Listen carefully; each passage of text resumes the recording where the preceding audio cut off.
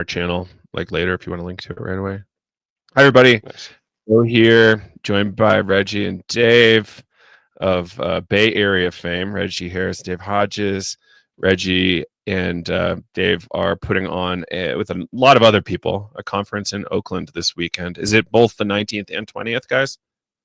Yep, both days. Outstanding. And And title?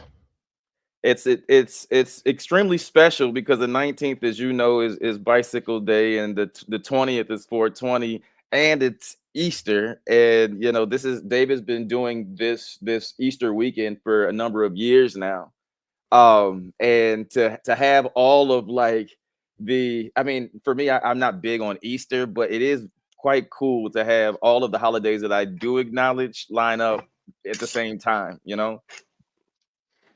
Yeah, absolutely. I love it too, and it's lovely that it's over a weekend as well. Yeah. So it's going to be cool. Yeah, So go ahead. Yeah, the other significant alignment that we didn't realize really until about a month ago was 420 was also the anniversary of the Marsh Chapel experiment, where, you know, at Boston University, Timothy Leary and a bunch of psychedelic titans dosed religious leaders to prove that there was psilocybin experience could lead to the religious experience. And out of that, 90% of the participants came back and said, yes, psilocybin produces a religious experience. But that actually happened on 420 in I want to say 67. The year might be off, but it was 420, Good Friday, 420. So we've got Easter, Bicycle Day, 420, and probably this most significant scientific study around psilocybin and religion that's ever happened, all lining up on this weekend. Yeah, that's amazing. And for what it's worth, that's the study where they effectively validated the mystical experience questionnaire for the first time, I believe. Yep. No, that's where they came up with it.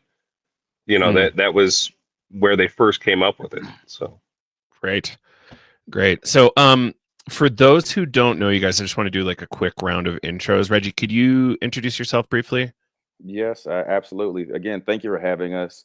My name is Reggie Harris. I am the founder of Oakland Hyphae. I consider Oakland Hyphae a psychedelic and now leaning more across the spectrum of drugs, but psychedelic and drug cultural organization. Yeah, we started years ago in Denver, of all places, on Mother's Day during the pandemic, and found that there was a thirst for the type of gatherings that we bring together, and we've been doing them ever since. And then we've also, you know, have Hyphae Labs. We were the first psilocybin mushroom potency testing company, as far as I'm concerned, in the world, but definitely in the country. And so that's kind of what we do. Amazing. And Dave? Yep, I'm Dave Hodges, the founder of the Church of Ambrosia and Zydor, which is Oakland's mushroom church. We now have over 125,000 members that have physically come through the church to get cannabis, mushrooms, or DMT as sacrament from us. We're probably the world's, I'm pretty much sure, the world's largest psychedelic church. And yeah, we focus on helping people get in touch with their souls using entheogenic plants. Amazing. Great. And Dave, this is the annual gathering for your church as well. Could you speak to that a little bit? Yeah, we do one big gathering a year, and it's around Easter Sunday. This will be the fifth series of events that we have. You know, one of the things about how big we've got, it's hard to gather all of our people into one place. So instead of doing a monthly or weekly sermon, we do one big one a year. And that's what this event has turned into. Brilliant. Great. And Reggie, could you give us an idea of how you guys wanted to compose this conference? Like, who are you having, and why did you do it the way you did? Yeah, and just to ride off what Dave was saying, you know, Dave I remember when Dave started doing his Spirituality and Beyond series way back in the day. It was uh, extremely significant because it was the second to the last stop that Baba Kalindi had made. And I remember sitting back in the audience. At that point, I did not do any events. I remember sitting at the audience. I remember seeing that packed out house. And at that point, I would have no idea that I'd be working with Dave at all. But over the years, I remember seeing Dave at a Decrim Nature event long time ago and telling him, "Hey, Dave, I like what you're doing with the church." And he told me two things. He says, don't ask for permission, ask for forgiveness. That was the first words that Dave ever said out of his mouth to me. And we've been working together ever since. He helped. Without him, I probably wouldn't have been able to have my first conference, back in 2001. He was my first sponsor. He spoke at my first one. He spoke in at almost all of my local stuff then. And so for me, doing events is a very hard lift, and I care a lot about it. But the financial piece of it, particularly with both of us are in the city, both of us are leaders in the city, and both of us have our audiences in the city. Why not just combine efforts? And so, we sat down and we talked about it, and the idea is, as Dave has expressed, he is leading a mushroom church. And I'm leading a psychedelic cultural organization. And so we did our best to set the programming up accordingly. So, you'll see me always talking. I came out of the world of activism. So, that stuff means something to me. And so we'll have talks about, building community in psychedelics with a bunch of different community builders. We brought a bunch of people talking about the science together. I'm really excited about, and I'm not talking about the headliners right now. I'm just talking about the talks. We brought together some of the people in the state who are leading either policy researchers or activists or lobbyists in terms of psychedelic policy in the state. And so that you can get a lot of the cultural feel on Saturday. And then on Sunday, there's still going to be a shit ton of culture there as well. But Sunday we focus, it's Easter, it's Dave's annual sermon. And so he's going to be giving his sermon. But we also have, Aize Jama Everett, he is both a psychedelic evangelist. He is a drug activist, and he's a theologian. And so I work closely with him to put together programming of, we have a rabbi coming, we have folks that are operating other churches who have popped up because they've been inspired by Dave. And so we're focused a lot more on the religious aspect, or the things that kind of touch on either 420 religion in either Easter or, in the psychedelic religion. But we focus on the aspects of religion there. And again, I've not touched on the headliners because I want to make people wait for those. But Dave, if you want to give them more, you can feel free to give them more. Well, I mean, the really interesting people that we have on Sunday are Robin Carhart Harris, the neuroscience, who's been doing amazing work at USCSF, and then Mr. Fab, who was one of our headliners last year. And even though he doesn't do psychedelics, everything he talks about is coming from the soul. And really, it's for somebody that doesn't do any psychedelics, what he says sounds the most psychedelic inspired that I've ever heard anybody say anything. So he's an amazing speaker, but I'm looking forward to sharing the stage with both of those people. Yeah, man. And I mean, real talk. I've been in this community. I've been here long enough, Joe. I know that you can relate to that, or relate to when Dave said that, Mr. Fab, who is a legendary battle rapper, but also, an Oakland hero. But when he talks, his talk, that for him, his meditation, his art, that is his meditation. And so when people like you, Joe, talk about breath work being psychedelic, that's not doing drugs either, but it's different ways of manipulating the body to get the same sort of effects. Well, and I think there's something that is really similar in the deep work of psychedelics and in battle rap, in which is kind of a crazy connection. But in battle rap, people are throwing out the most painful things and literally shouting it in your face. A deep psychedelic journey, you're confronting some of the most painful things, and you do enough and it's shouting in your face. So I think there's so many ways to become more than you are, but confronting what is painful and dealing with it any way you do it. If it's meditation, if it's battle rap, if it's psychedelics, I think there's something really significant for the human condition. Mm. And so I guess just let me write on what Dave said. So he told you what the headliners were on Saturday or on Sunday. The headliners will be Dave's giving his sermon, Robin Carhart Harris, who Dave recently just did a podcast with, and a legendary battle rapper and also local hero and activist, Mr. Fab. On Saturday, we will also have we'll have two local heroes, and then a person that we all know, Monica Cadena. So Monica will be doing a talk with Dr. Carl Hart. She has a personal relationship with him. She's the way that I met him, and I think that I don't know. I think that interviews given from people who know each other deeper than internet clicks oftentimes can lead you places that you would never expect. So she's going to do a candid conversation with Dr. Carl Hart, and then we're going to transition. And there's a younger gentleman, up and coming. He has a brand called High Level Conversations, and I thought when I've seen him, he's from Oakland.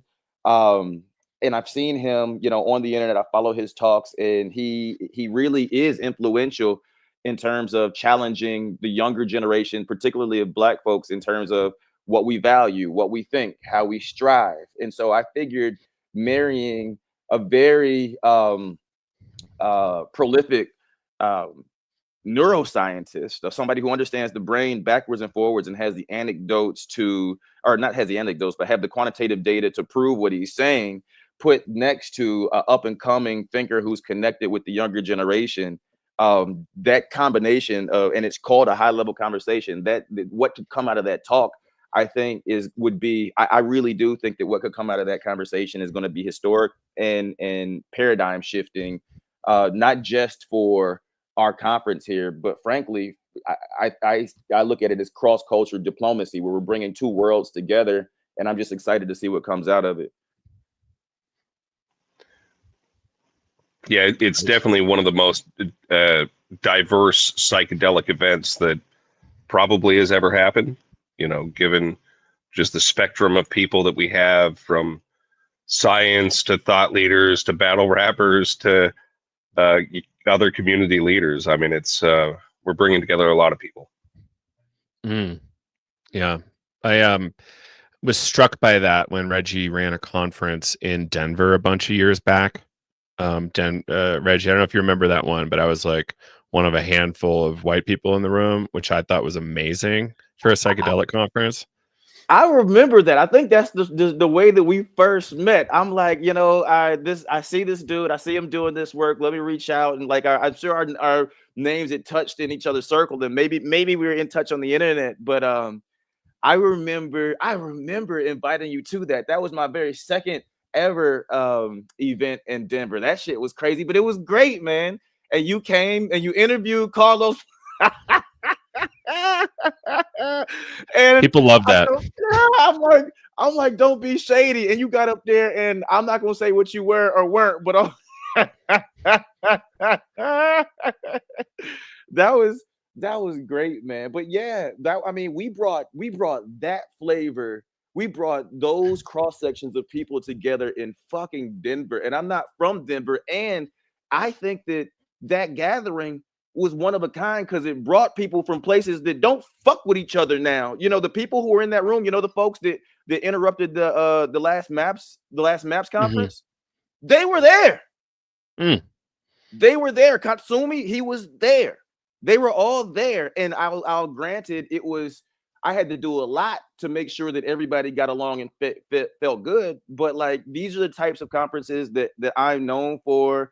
You know, I think the dynamic between me and Dave says a lot, just between what we're putting forward, the way we look, the places we come at this from, and just what we represent is kind of testament to the diversity and what matters to us. You know, this is what Oakland's all about. This is what the psychedelic community is all about. You know, we can go to these other events, and the other events are great. I started at these other events, but they just didn't have enough sauce for me, enough connectivity. And so, you know, you can complain about what you see and not do anything, or you can do something. And not only are they diverse, but these are like we're building community and we're pushing it forward the way that we want. You know, if you go to the MAPS conference this year, I guarantee you will see results of some of the connections that have come out of the things that we put together, you know? Yeah, absolutely. I think that's really important to highlight, like the idea that, you know, the big event wasn't influenced by all of us is silly.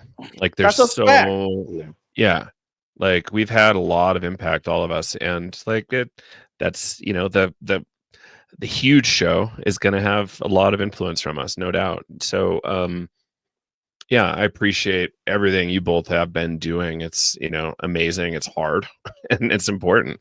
So thank you both for keeping it going. Shit, likewise. Yeah, thank you. I mean, you've been out here for a while. It just keeping consistent and trying to let people know what's going on. Consistent is a big word, you know. Yeah, and I salute you, because you've opened the door to allow me to push further in the media. And as I push further in the media, I gain a larger respect for the shit that you're holding on your shoulders. Being consistent in podding isn't fucking easy. Isn't easy at all. Yeah, we had a few moments where we're like, do we just stop doing the podcast or only do one a week or one a month? And I'm like, no, we got to keep doing 2 a week forever. And, you know, we had to go down to 1 a week for a little bit recently, but we're back at 2 a week, and it's awesome. And I just hope we can keep doing it. And it's nice. It's a lot of work to highlight these things. Yeah, no doubt. Dave started his pod. He just recorded Robin Carhart Harris. And you said that you did Doblin too. You said, which one of those? Yeah, I did Doblin. Well, the Doblin one was actually really cool. I got him to talk about what got him into MAPS and why he started MAPS, and then his connection about the Marsh Chapel experiment. So a really interesting part of Rick's life is when he was going to I believe it was Echelon College. It was New Age College. His thesis that he was doing was around the Marsh Chapel experiment. So he did a follow-up to that and tried to reconnect with all the participants of the study, which was much easier said than done. And Rick tells the whole story. But if anybody's curious about what the Marsh Chapel experiment was and who participated in it and the history of it, it's pretty amazing. And there's even like a Martin Luther King connection in there, which was really interesting. The pastor that let all this happen at the Marsh Chapel experiment, Marsh Chapel is a chapel on Boston University's campus, and the pastor who was running it and doing a sermon on Good Friday, 420, right? Just so many interesting things line up with all this, but he was somebody who studied with Gandhi and then came back, and a lot of his teachings were about, you know, non-violent resistance. He was actually the guy who taught and influenced Martin Luther King into that whole concept of non-violent resistance. So, but that was, again, this amazing pastor that was running the Marsh Chapel let Timothy Leary and a bunch of other psychedelic, future, I mean, they're all students at this point, or fairly young professors in their career, but let them take over the basement of Marsh Chapel to dose a whole bunch of people on psilocybin to try to see if they reliably produced a religious experience. So, you know, that episode, I learned a lot about the Marsh Chapel experiment myself. And Rick is an amazing person. He and I could probably talk for 2 or 3 hours, 4 hours plus without a problem. But that was episode number 2. The first one was Mudu. You know, Mudu out of Detroit. He just opened his own church out there. And he and I are good friends. So I figured the first time I do anything with anybody, I'll do it with somebody that I'm close to. But, you know, it's each one I do, I'm getting kind of more used to it. This last one with Carhart was really interesting because we went over all the work that he's doing at UCSF and then compared it to some of the stuff that we've been doing with the really large doses. So, you know, compared to what he's doing at UCSF, we're dosing people sometimes 2, 4 plus times the maximum doses that he's giving people and seeing different things and seeing different data. So that was super interesting too. But, you know, it's podcasting's a lot of work.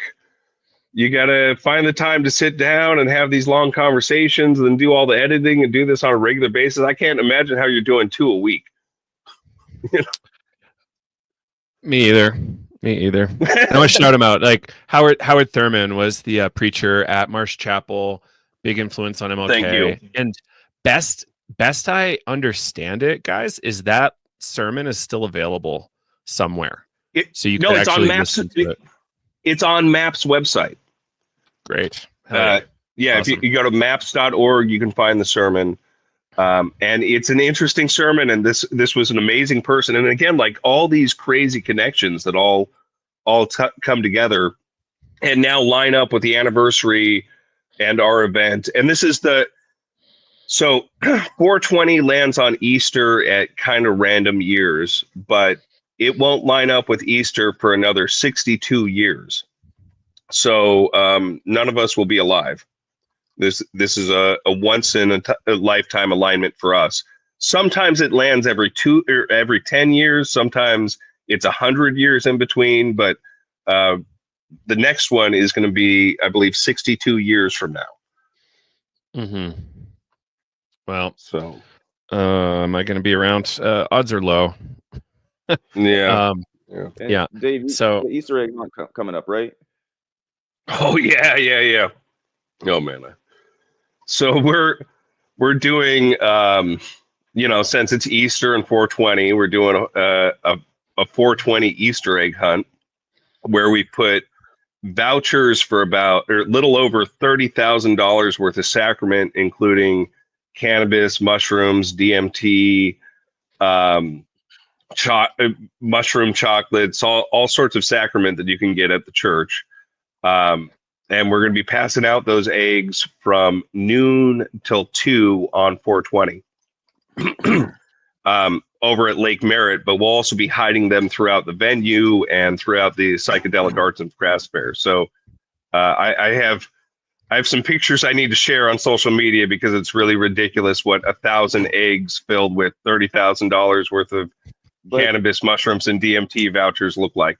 but really we don't that's part of the I'm not involved with that part, but really we're not there is no money value assigned because we're gifting them out, and so it's just sacrament. Yeah. That's it. It's the value of the potential sacrament. You know, again, we're not handing out cash and there's no monetary value, but there are also vouchers for the church. So first you have to be a church member. You'll have to join the church if you're not.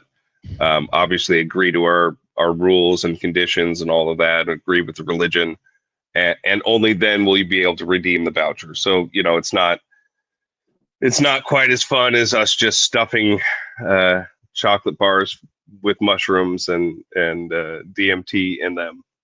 But again, inside these Easter eggs will be vouchers that people can bring into the church and redeem for sacrament. I love it, guys. So, is there something special about Oakland that makes it really practical to be doing stuff like what you both are up to? Oakland, Oakland has a history of um, progressive thought, is what I'll say. People think that the first, LGBTQ bar was Stonewall in New York, when in fact it was the White Horse right here in North Oakland. The Panthers weren't a civil rights organization. The Panthers were a resistance organization that spun out because civil rights uh, wasn't getting it done. When in 2019, the first um, uh, legal cannabis clubs were right here in Oakland. Oakland led the way that is now spearheading really the whole world decriminalizing and legalizing. You look around everywhere is following Oakland's lead. And similarly, in 2019, when Oakland decriminalized, we weren't the first to decriminalize, but we did it way different than anybody else. Partially, a lot due to the work that Dave did with the church, spearheading that, and now that's inspired a lot of other people to do the same thing. And then we can talk about First again. The first testing organization came out of Oakland. The first cup came out of Oakland, which is spearheaded. Now you see all cups everywhere. The value of the cup has been almost diminished because everybody can do a cup. And that brings us to where we are today. Oakland is still decriminalized. Mushrooms and plant medicine are largely normalized here in Oakland. They're supported by the city structure. They're supported by the city at large. We've set the tone in terms of being decriminalized for this long with no recorded problems at all. And so again, two pioneers that live here in this city, that view this city at home, as home. It's my home. It's Dave's home. This is where we've kind of made our bones, and so we're better than to again bring our offerings to one of the most historic venues in the state or in the city. The Grateful Dead has played here. Martin Luther King has spoken here. The Panthers have spoken on this stage, and now we're bringing the largest psychedelics education and religious gathering to this stage that it's ever seen. Yeah, and so that's absolutely true. There's never been anything like this at this place. It's really historic. And one of the other thing is that the outside area is open to the public as long as you're of age and you show ID. You can come in and still mingle and get a part of it, and don't have to pay really anything to be a part of this. I'll step back and let you. Sound like you wanted to say something, Dave, but I was really feeling that.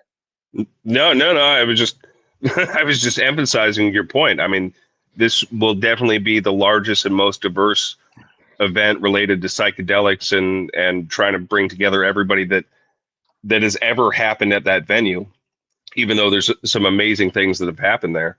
But to go back on Oakland's history, it was 2004 that Oakland passed the lowest priority for cannabis, effectively legalizing cannabis for anybody 18 and over to not get messed with by the cops. So, there's a lot of history, and there's a lot of history around cannabis in Oakland specifically.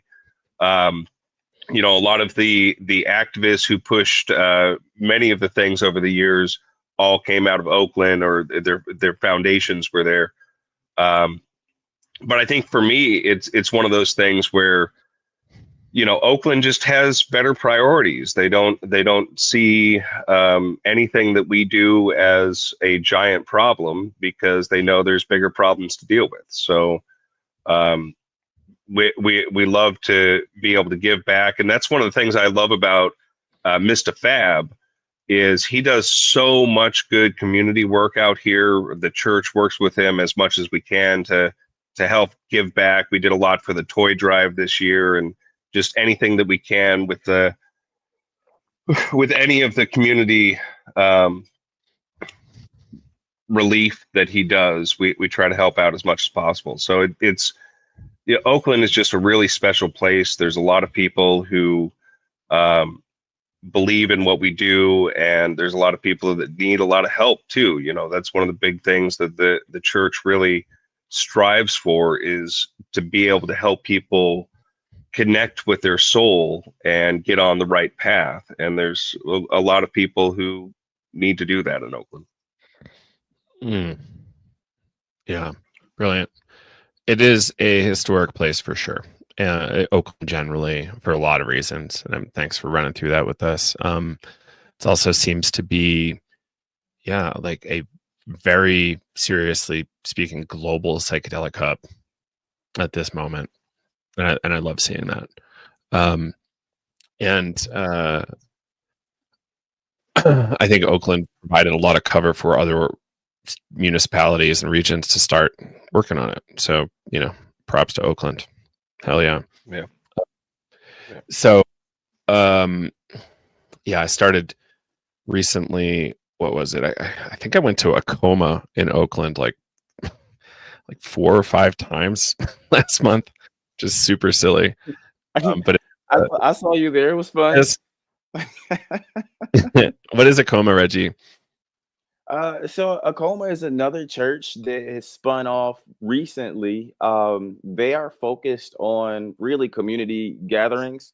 So they do offer sacrament, not so much as some of the other churches, but they do offer some sacrament. And I think the thing that makes Acoma different from other places is that the way Acoma is set up is that they open the doors to the community.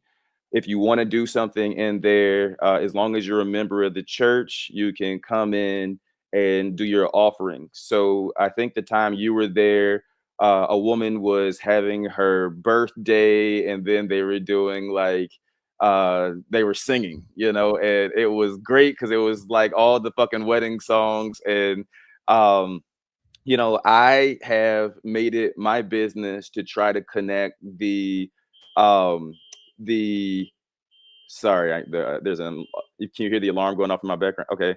I've made it my business to try to connect the therapist community with that community. It's I've host a series of monthly talks, basically just with therapists, and allowing people to come, sit, ask their questions of a therapist that maybe they wouldn't have access to. This helps everybody, because there's clearly an audience there at Acoma that's interested about these things. And these therapists, most of them at this point, their schedules are booked out, but still, some people could use clients, but there's just like a good energy exchange there where and they're free. I don't charge anything. I do this as my way to give back. But yeah, it's what they do largely is connect with the community. They have modeling troops that come in there and just practice. Just practice. It has nothing to do with the medicine at all, even though everybody is a member of the church. They have what else? They have a really nice event space. I mean, I think that's one of the big things that's great about them, is they've got this nice lounge where people can hang out and do talks and do all sorts of different events. But it's a it's a beautiful space right in downtown Oakland. So yeah, man, you enjoyed it. It was a good time. You can go there. You can have your little microdose drink, and have a few giggles. Sometimes, if you're lucky, you can enjoy some comedy or some shit, and then you can go about your way. Yeah, I love that. Thank you. So let's get into some of the headliners. What are we looking at here? Dave, you want to go? Well, I mean, Reggie, you got the schedule and so this better memorized than I do. So for me, this feels like if it comes together the way I want it to, and because I'm trying something different, having one headliner transition in between two, I've not seen that before. But if it goes the way I want it to, this is going to be one of the most rich offerings that I've been a part of bringing together. If you look at the schedule, uh, there are some of the heavy hitters in the women's health space. I'm very, very, very impressed with the things that are happening there. Michaela has done some good quantitative research that's leading the field with Dr. James Fadiman. This is going to be the first time that she's ever presenting that work anywhere. MAPS dropped the ball on this, and they didn't want to pick up the talk. And so I'm like, fuck that, man. Like, this is novel, and if you're paying attention to what's happening on the ground, you will know that the momentum in the women's health space in terms of psychedelics is building, and so why would I not make sure that this section of the community was represented? Again, we have Dr. Carl Hart, who I intend to push the envelope and push the conversation around drug exceptionalism. And I intend for the impact of the talk between Dr. Carl Hart and 19 Keys to reverberate far beyond the walls of that event. I really, really, really do think that this combination of individuals is going to be the start of something else. And I've talked all this stuff about the headliners. I haven't even talked about some of the leading mushroom researchers like Alan Rockefeller and like Gordon Walker, like the Desert Alchemist. He's coming up from New Mexico. I'm sorry, from Arizona. We have just really, really the cream of the crop. One of the best things about being right here in the Bay Area is that folks don't have to travel far if you put the call out. So for me, again, there's something for everybody. If cultivation is your thing, you are going to have the heavy hitters. Again, Alan Rockefeller, who it's his job to travel around the world and take pictures of mushrooms that motherfuckers have never seen, is coming, giving his talk about the taxonomy of psilocybe mushrooms. And on top of that, again, we have Oakland's Oakland homegrown community as well. We have Raw Soul Collective, which Brother Peace and Brother Mikhail and Osgod, these guys are the embodiment of the medicine. They live a clean lifestyle. They're musicians and they're artists, and their music, they still make rap, but it emanates positivity. It emanates the medicine, the visual arts that they make is just beautiful, loving, uplifting offerings. And so they'll be talking about how to use herbs to heal yourself, and they're going to be talking about hip hop in psychedelics. So I'm really excited about the people on stage. But if I'm being completely frank, the number one thing for me, the number one impact on any event that I've ever been a part of, is the relationships that come from being in the room. It's golden. People have built people have built careers off of being a part of some of the events that we've been a part of. And so just all in all, I think it's a must. I think it's a must attend. I think it's going to be packed. Again, an indoor and an outdoor space with, as far as I'm concerned, the who's who that was available in the community. Yeah, it's going to be amazing. And hopefully you guys can hear me. Like 2 seconds into that, my headphones died. I'm really glad that you did it, because otherwise I would be like scrambling. I think you guys can hear me. That's great. But it's going to be an amazing event. I'm really looking forward to seeing everybody there.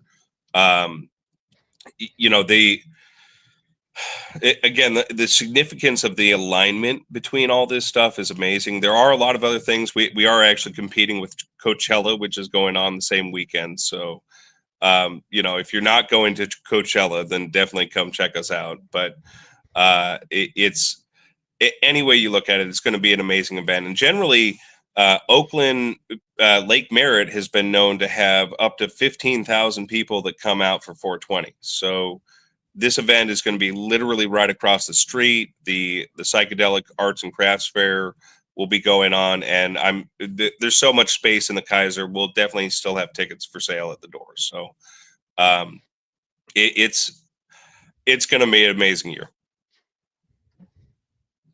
It's exciting, guys. I think I particularly like this because it seems to match where I kind of came from with psychedelia, where when I got started, it was amazing. And then all of a sudden I'm like, wait, why are there the same 30 people? And it's not like a bigger tent yet.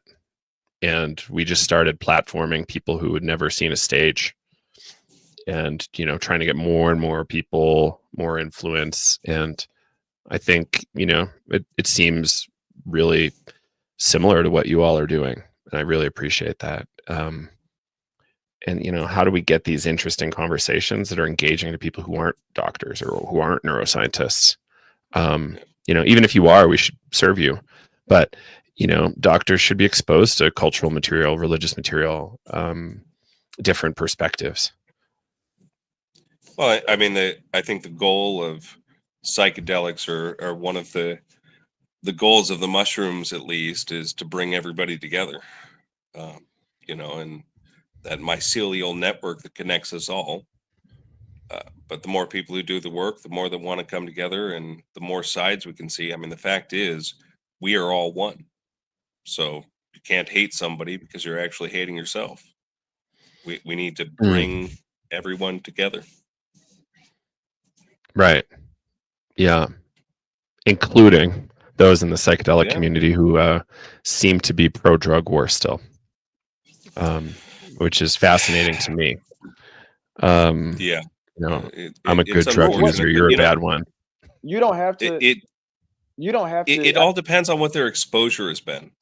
Because if you've ever been exposed or directly had somebody close to you exposed to the war on drugs, it's a bunch of bullshit. If you don't, and you're just talking about, well, hey, my life has been great because I've never been arrested. I've never known anybody who had to fight in court a drug case, or I've never known anybody that the cops have done something illegal to and even planted drugs on. I mean, there's so many ways people get affected by the wars on drugs. And if you haven't been affected, then you don't necessarily understand how bad it is.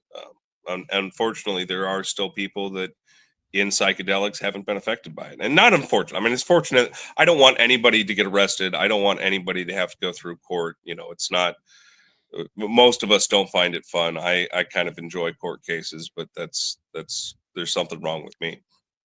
But the war on drugs is a horrible thing. And if you've never witnessed it, if you've never directly experienced it, it could be a sort of thing that you write off as those are bad people with bad drugs, but that's not what's real. There are drugs that are worse than others, and there's a lot of things that need to change. But the current war on drugs is not doing anything good. It has completely failed. See, if Dr. Hart was on this call right now, he'd say, "What do you mean drugs are worse than others?" I advise everybody reads those books.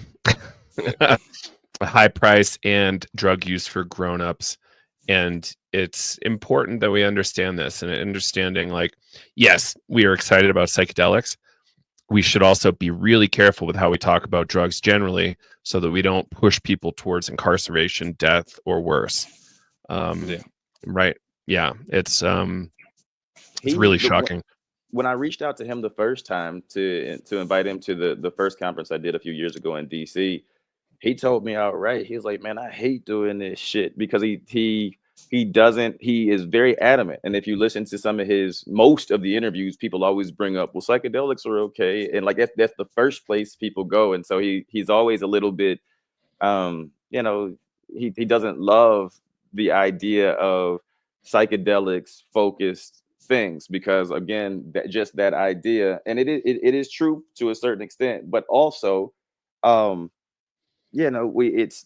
do psychedelics conferences because I can educate people about everything else, and again, it will be accepted. If I were to do a conference and title it, the drug conference, I don't know if I'd find sponsors ever anywhere, and I don't know if people would be accepting of the concept, widely. Right. Yeah, I was joking for a while that I was going to have to rebrand Drug War today. We didn't. We didn't do it. But I came close. I mean, maybe you All I should have a wanted to talk spinoff. about. It's probably a good idea, actually. I mean, there's plenty of content. There's a lot of people who are getting screwed by the war on drugs all over the place. Mm-hmm. You know, yeah, I'm absolutely sure that you would have more than 2 a week to record if you're just trying to do nationwide stories on people who've had some sort of horrible thing happen to them with the war on drugs. Mm-hmm. So there was, I think we had Dr. Carl Hart on the show 3+ years ago, maybe even 5 years ago. I was so awestruck, terrified. And then I'm like, okay, how do I build credibility with this guy? Because I know he's a little dubious of the psychedelic scene generally. So I'm like, all right, I'm gonna confess a crime and then explain myself in a minute. I'm just like, okay, Dr. Hart, I just illegally, as we're rolling, I just illegally took Adderall that's not prescribed to me so I can get through this interview. He's like, all right, cool, great. And then now I have a prescription. So, self-medicating before getting a diagnosis. And some of us do that. Anyway, A lot of us that do helped. that. That helped. And it was interesting. I smoked a joint while we were talking, so I saw that. Yeah. No, it's interesting that we have to, we exist in this weird bubble where certain things are accepted and certain things are very much taboo. And, one of my primary critiques of, and I'll go there, the organization Decriminalized Nature was that it seemed very selective on what they were working on. So, Reggie, what you were getting at earlier when you platformed me with Carlos, I called him Carlos from Decriminalized Some Nature. I remember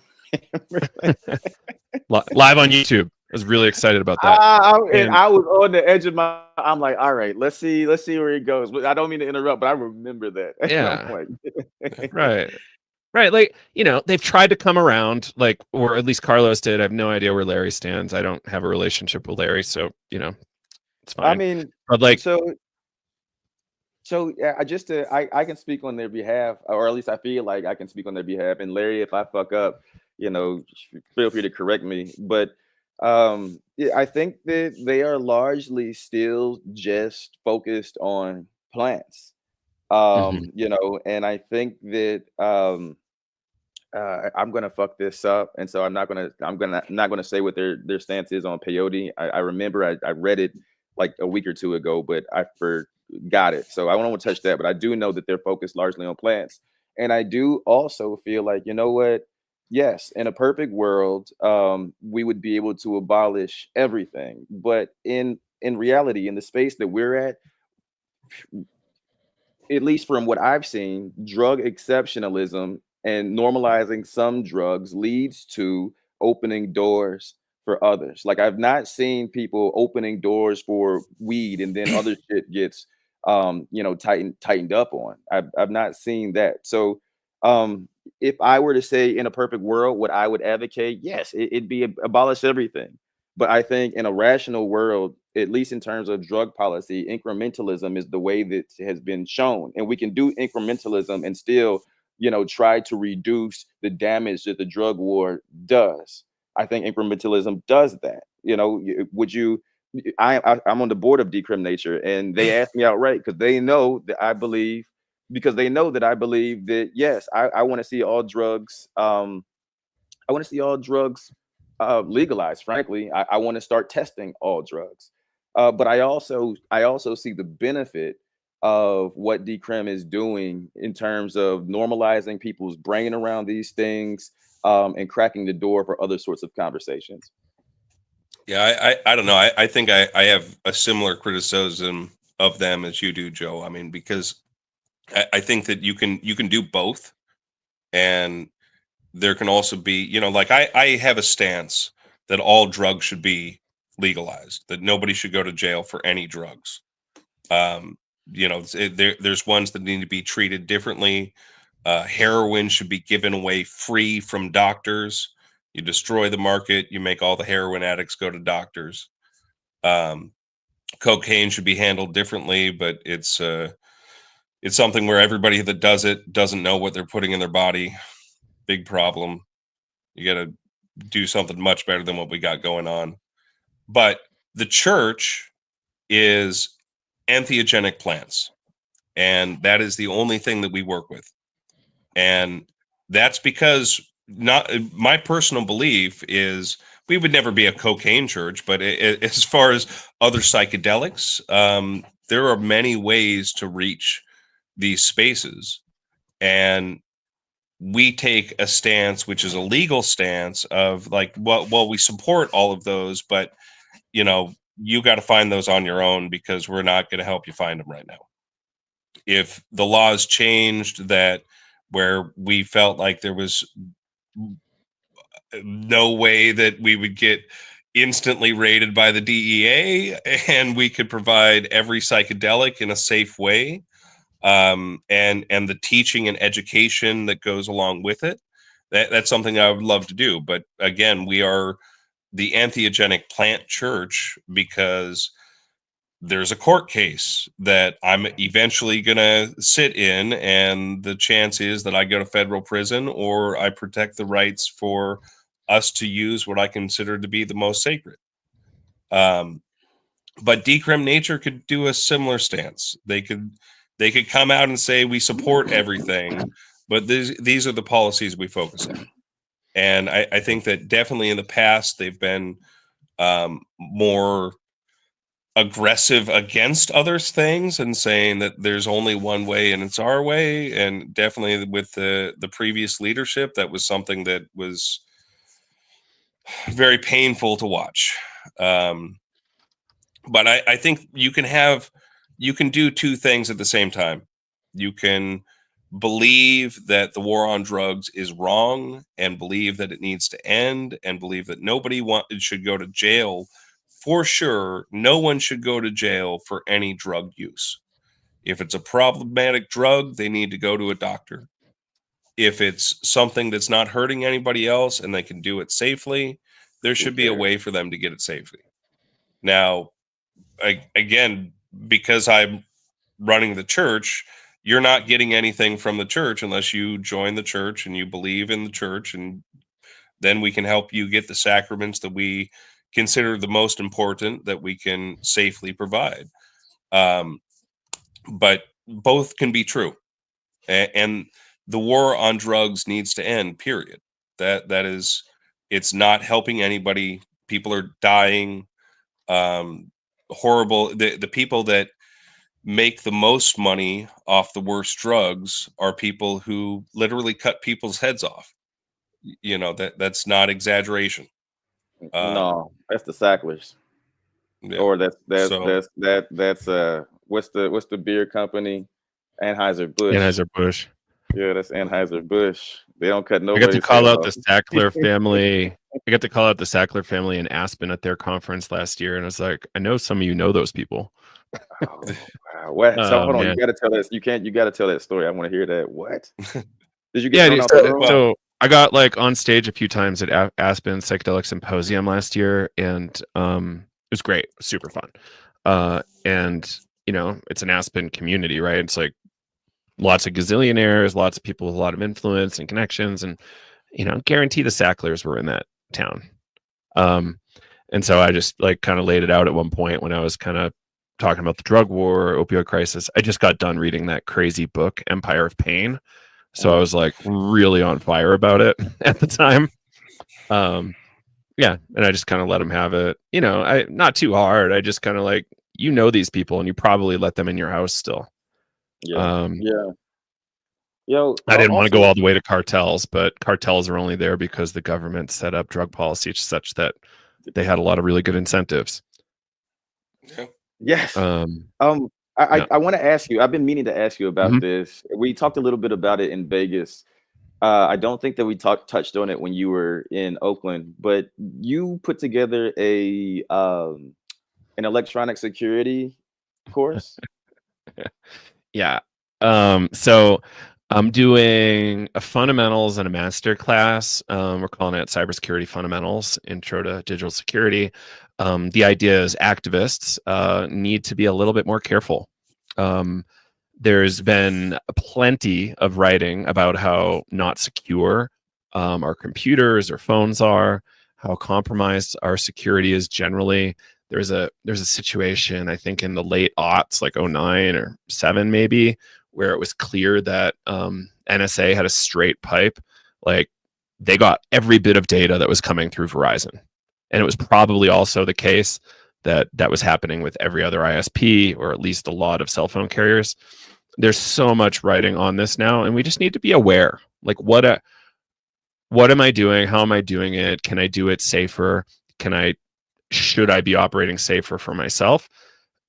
If we all operate safer collectively, are we less at risk, right? Like, we're in an age where not only are nonviolent people getting sent out of the country to concentration camps, but U.S. citizens are soon to be sent there without due process. And I hate to say it online on the Psychedelics Today channels. I've been trying to keep it off of here. Keep it on my own personal Instagram, everybody, if you want to like see my latest obsession. But this is real, and it's been coming harder and harder since 9/11 when the Patriot Act came through. And I think the phenomenon is like Foucault's pendulum, right? It's like we have this risk from these other people. Let's do these things to keep us safe from those other people. And then very promptly, those same things that we did get pointed against our own population. And that seems to be what's happening here. And it keeps on happening. And the last few months have been real spicy with this stuff. So we've got to continue to stay safe. It's not necessarily the case that RFK is this savior that we all thought we were going to get. Not all of us thought that anyway. But, you know, the recent comments on autism are really, really revealing of the monster under the covers. So anyway, yeah, that's coming. We taught our first round. I think the next class will start up on June 10th. And then after I teach that, I'm going to start trying to make it available to a lot of groups that are at risk at a really discounted cost and or free. But if you want the live supported one with me, like, check it out at our website, Psychedelic Education Center, to learn more. You should when I mean, at some point, and we can talk about this offline, but at bare minimum, when you put out another course, allow me to pump something into my network for it, because I think everybody could benefit from that. Like, everybody could benefit from that. Yeah. When you were talking, dog, I got my heart started beating fast, because it's just like, oh, I'm exposed. Oh, fuck. Yeah. No, I Guys, think it's I gotta really wrap. important. Thank you. I've got to wrap, but can you plug the conference one more time? Yeah, man, it's April the 19th and the 20th on Saturday and Sunday. Come out. It's at the Henry J. Kaiser Center. You can find tickets either in the bio of Dave Hodges. You can find them in the bio of Oakland Hyphae or at the Church of Ambrosia. And come check it out, man. It's going to be the largest 419 and 420 celebration, hopefully, that we've ever seen on the lake. And it's going to be definitely the largest psychedelic gathering that we've had at the Henry J. Kaiser Center ever. Yeah. And noon to 2 on 420, look for the Easter bunnies passing out eggs. They'll be out there. All right, guys. Thanks a lot. Have all the fun there. I wish I was going to be there, but I'll be busy in Denver. But good luck and enjoy. Have fun. Yep. Absolutely. Thank you.